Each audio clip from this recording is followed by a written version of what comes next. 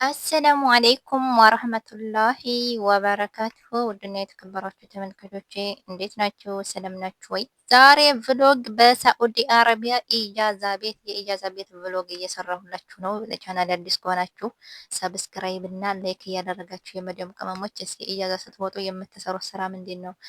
ኢጃዛ ቤታችሁን ታጸዳላችሁ፣ ገንፎ ትሰራላችሁ፣ ሽሮ ትሰራላችሁ፣ ፍርፍር ትሰራላችሁ፣ ወጥ ትሰራላችሁ። ምን ነው የምትሰሩት? እኔ ኢጃዛ ስወርድ ገንፎ ነው በጣም የሚያምረኝ ገንፎ ነው የምሰራው እላችኋለሁ አብዛኛውን ጊዜ እና ይህንን ቪዲዮ እስከ መጨረሻው ተከታተሉ ማለት ነው። ገንፎ መስራት የማታውቁ ደግሞ ያው ሙያ ከመዲያም ቅመም ተማሩ። ያው ስቀልድ ነው በነገራችን ላይ እና በየሀገራችሁ ምንድን ነው ገንፎ? በእኛ በወሎ ገንፎ ያው ገንፎ ነው። በአረቦቹ ደግሞ አሲዳ ነው። ገንፎ እኮ የሁሉም ያኔ በየሁሉም ሀገር ይለያያል እንጂ አላኩልሃል። ይህንን ቪዲዮ እስከ መጨረሻው ተከታተሉ። ምን አይነት ገንፎ እንደምሰራ ተከተሉ ማለት ነው። ብዙ ጊዜ የሆነ ሾርት ቪዲዮ ስሰራ ስለ ገንፎ ምናምን ዱቄቱ ምንድነው መብለው ምንድነው ትላላችሁ አብዛኛው ጊዜ ማለት ነው። እና በመጀመሪያ ውሃችንን ከፈለን በኋላ ውሃችንን እንቀንሳለን። ከዛ ትንሽዬ ዘይት፣ ከዛ ጨው፣ ሜልህ ማለት ነው። ግዴታ ነው ዘይት የሚያስፈልገው ያኔ ገንፎን ስታሹት ብዙ አያደክማችሁም። ቶሎ ማሸት ታሹታላችሁ ማለት ነው። ቁርጣ ቁርጥ ምናምን አይሆንባችሁም።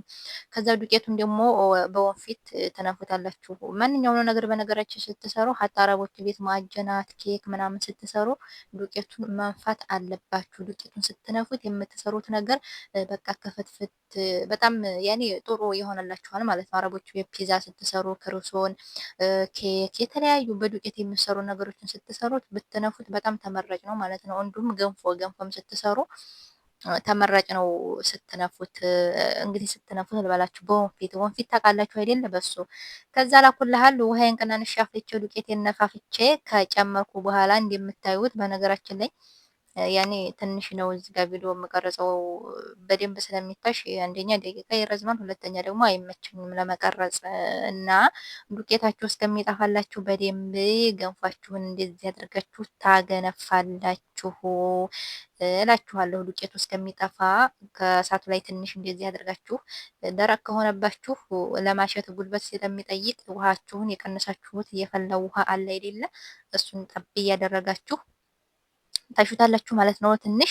ከዛ ምን ታደርጋላችሁ? ከመሬት ታወርዱና ቁጭ ትላላችሁ። በእግራችሁ ዲስቱን ይዛችሁ ላባችሁ እስከሚንጠበጠብ ድረስ ማሸት ነው ይሄንን ገንፎ ማለት ነው። ሀገራችን እንግዲህ ሰው ሲያገነፋ የሀገራችን ገንፎ በዲስት በቶፋ እሳቱ ላይ ይጣዳል። የሰላም እንዴት እኮ እንደሚጣፍጥ ነበር አለኩልሃል። እንደዚህ ታወርዱና እንዲያቃጥላችሁ ዱቄቱ እስከሚጠፋ በዚህ መልኩ እስከሚሆንላችሁ ገንፏችሁን ግንፍት።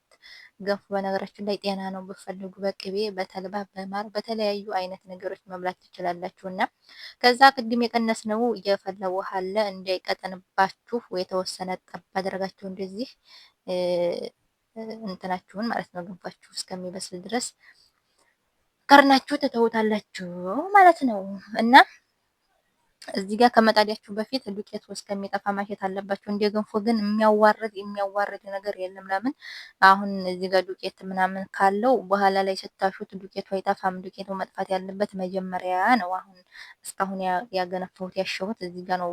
እዚህ ጋር ፓርት ነው መጥፋት ያለበት። ከዛ ክድና አደረጋችሁ እሳቴቱን ቅንስ 30 ደቂቃም ሆነ 40 ደቂቃም ሆነ 20 ደቂቃም ሆነ ያኔ እንደንትኑ እንደ ገንፋችሁ ያኔ እንዲያርባችሁ ደግሞ ተጠንቀቃችሁ። ስለዚህ አንድ 30 ደቂቃ ከድኜ ከዛ ተመለስኩ።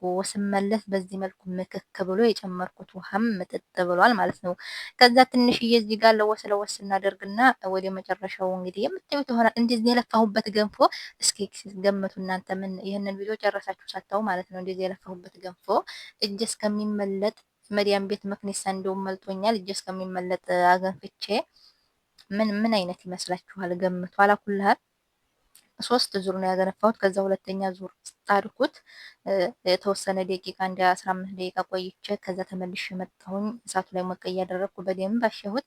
ከዛ እንደምታዋት የገንፎችን ሰሃን እንዲያይዝብኝ ቂጡ ትንሽ የቄቤ እውነት ቄቤው ማሻአላ የሌላ ሰው ቄቤ ነው የተጠቀምኩት። በነገራችን ላይ ግን እንዴት እንደሚጥም ውይ ይለችኋለሁኝ። ከዛ ገንፎችን እንደዚህ ከብለልልል እናረጋታለሁ ስታምር ዋ የምር ቆንጆ ገንፎ ነው የወጣችልኝ። ለምን በደንብ ስታሹት እና ደግሞ እሳት 2 ጊዜ 3 ጊዜ ስትጥዱት በቃ ማስቲካ የሆነ ገንፎ ማገንፋት ትችላላችሁ። እንደዚህ ማለት ነው። ተታያችሁ ቆንጆ መሆኑ እዚህ ጋር እናንተ ትመሰክራላችሁ። የምሬን ነው የዋሻው ሳይሆን ቆንጆ መሆኑን በስነ ስርዓት መብሰሉን እዚህ ጋር ያስታውቃል። አንደኛ ልስልስ ይላል።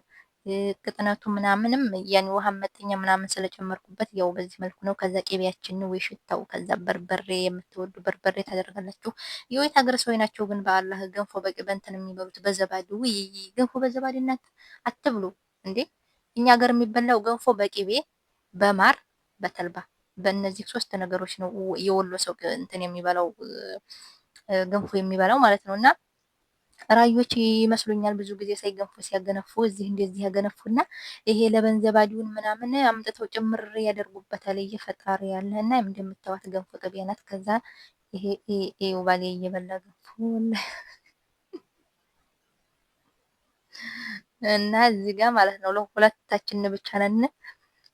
እንዴት እንትን አልበላ ነው ገንፋ እንዴት እንዲያናደደኝ እንግዲህ ባሌ እኔ የተወሰነ በልቼን ነው ግን እንዴት እንዲያናደደኝ የምር ይሄንን ቪዲዮ ላይ ካደረጋችሁ አደረሱልኝ እንዲደርሰው ማለት ነው። እና ገንፎ አምሮኛል ሲል ከርሞ እጅ እስከሚመለጥ ድረስ ወላሂ ነው የምላቸው። እጅ ያማል ገንፎ ማገንፋት። አገንፍቼ ተመልከቱ ይሄንን ቪዲዮ እንግዲህ ምን ያህል በልቶ እንደተነሳ ተመልከቱ ይሄንን ቪዲዮ። እኔን ራሱ ዘጋኝ፣ ለመብላት ዘጋኝ። እሱ ሲተወው በቃ ደሜ ግንፍል ነው ያለው። ወላሂ ላዚም አንዳንድ ሰዎች ምግብ አትዝጉን እንዴ እንብላበት። እኔ አሁን ገንፎ ለራሴ አምሮኛል። ከዛ እሱ ደግሞ ገንፎ አምሮኛል ሲል ከርሞ በጣም ነው ያማረኝ እያለ ማለት ነው። ከዛ አገነፋሁለት፣ ተከየሉ አገነፋሁለት። ከዛ ተመልከቱ ምን እንዲያደረገ ደግሞ እኮ ትንሽዬ ነው ያገነፋሁ። ጥሎ ብድግ አይልም መሰላችሁ? ጥሎ ብድግ ማለቱን ታውታላችሁ። እስከ መጨረሻው ስታዩት ጥሎት እንደተነሳ ታያላችሁ፣ ትመሰክራላችሁ እላችኋለሁ። አንድ ሰው የሆነ ነገር ፈልጎ አሁን አንዳንድ ሰው ፍላጎቱ ይዘጋል እና እኔ ራሱ በቃ ይሄንን ገንፎ እኔ እናንተ ጨረስ አድርገን ነው የምንበላው እያልኩ ነበረ። እንዲጨረስ ይቅርና ቢስሚላሂ ራህማን ራሂም ወለ ሸይ አላኩልሃል ወለ ሸይ አልተነካም እላችኋለሁ። እኔን ራሱ ዘጋኝ። ምር መብላት እየፈለኩኝ ጥሎት ሲነሳ እኔን ራሱ ዘጋኝ። እንግዲህ እንደነገርኳቸው ነው። ይሄንን ገንፎ እንደዚህ ተቀምጦ ያደረ እንጀራ ትናንት ያመጣውን እንጀራ መብላት ጀመረላችሁ እላለሁ እኔ ተናድጄ ቁጭ እጄ እስከሚመለጥ ሰርቼ ገንፎ በዚህ መልኩ ትረፍ አይደል መሰላችሁ?